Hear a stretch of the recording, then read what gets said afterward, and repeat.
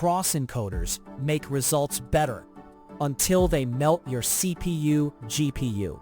We'll export to ONNX and batch smartly so re-ranking stays fast enough for production.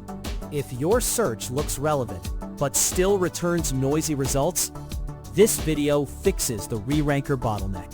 You will learn how to take a cross-encoder, shrink its runtime cost, and keep high quality. By the end, you can deploy a reranker that runs low latency under load without losing accuracy. I'm Professor Pi, teaching search and IR from basics to advanced, with simple, concepts-first Python that helps you solve bigger, real-world problems. Cross-encoder reranking is a middle stage in a retrieval system. First, you retrieve candidate documents with a cheat method. Then, a cross-encoder scores query and document together for final ranking. People reach for cross-encoders because pairwise scoring captures fine-grained relevance that independent embeddings miss. The pain is runtime. Scoring each pair one by one kills throughput. At a high level, we want the accuracy of pairwise scoring with the latency of batched inference. The trick is twofold. First, export the model to ONNX so a lightweight runtime can run it efficiently. Second, batch many pairs into fewer runtime launches so overhead goes down. Strengths are quality and predictable latency. Weaknesses are memory and the need for careful batching. We will build a small toy pipeline on a tiny corpus. You will see the retrieve-then-rerank pattern, how an ONNX linear scorer works, how to call ONNX runtime efficiently, and how batching affects latency and memory. This makes the upcoming code less scary and shows practical trade-offs before we tune anything.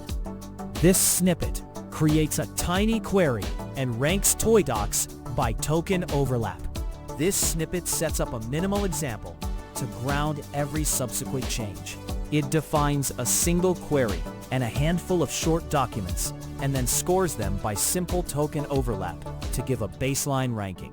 The key lines show the toy corpus, the query text, and the overlap computation where each document gets a count of shared words. This baseline is intentionally simple so you can see how much the cross-encoder improves ranking quality, and why a naive per-pair loop would be too slow once the corpus or number of queries grows. Now, we will build an ONNX scorer that mimics a tiny linear cross-encoder. This snippet builds a tiny ONNX linear scorer for query doc pairs. This snippet demonstrates exporting a compact scoring model into ONNX format and exposes the minimal inputs for a cross-encoder style score. The core idea is a linear model that takes token or pool features for the concatenated query and document and returns a single relevance logic. The important pieces are the model definition, the input and output names, and the serialization step that writes the ONNX file. Keeping the model small makes it easy to inspect runtime behavior and to isolate batching and runtime overhead without large transformer complexity in the first pass. Next, we will use ONNX Runtime to run the scorer over all documents and see the cost. This snippet uses ONNX Runtime to score and re-rank all documents. This snippet loads the ONNX model into the runtime session and then iterates through each query document pair to request a score. The example shows the session creation, the input preparation step that converts text or features into the model input format, and the per-pair call into the runtime.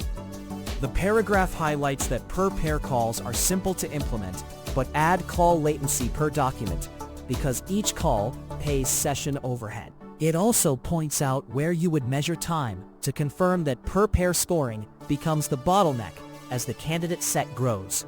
Now, we will reduce overhead by batching many pairs into fewer runtime runs. This snippet batches multiple queries to cut ONNX runtime launches. This snippet demonstrates grouping many query document pairs into a single input tensor and sending them in one runtime call. The idea is to amortize session startup and input marshalling cost over many pairs. Key lines show how pairs are stacked into a batch, how the runtime input shape changes, and how the output logits map back to individual pairs for final sorting. The paragraph explains the main trade-off. Larger batches improve throughput and lower per-pair overhead, but increase memory use and possible tail latency for the largest batch sizes. It also highlights where to tune batch size to match your hardware footprint. Next, we will combine retrieval and rerank into a practical baseline pipeline. This snippet completes a baseline. Retrieve top K, then ONNX Runtime. This snippet implements the standard production pattern where a cheap retriever first returns a modest candidate set, and then the ONNX reranker scores only those candidates. The code shows the retrieve step that selects the top K candidates for each query, and then batches those candidate pairs for a fast rerank pass. The explanation covers the most important parameter, top K, and how increasing it tends to improve final accuracy at the cost of extra re-ranking work. It also points out that this pattern lets you scale to larger corpora because you avoid scoring the entire index with the expensive cross-encoder. This tiny workflow maps directly to real systems. In practice, you swap the toy retriever with a nearest neighbor index, or BM25, and you export your production cross-encoder instead of the linear toy model. The same batching and top K trade-offs apply when you move from a handful of docs to thousands. Recap: it is a cross-encoder reranker exported to ONNX and invoked in batched calls. Use it when you need better pairwise relevance than independent embeddings can give. Caveat: batching trades memory and possible tail latency for higher throughput, so tune carefully.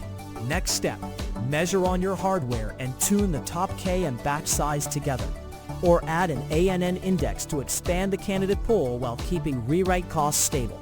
If practical IR and low latency matter, subscribe and watch the rest of the search and retrieval videos.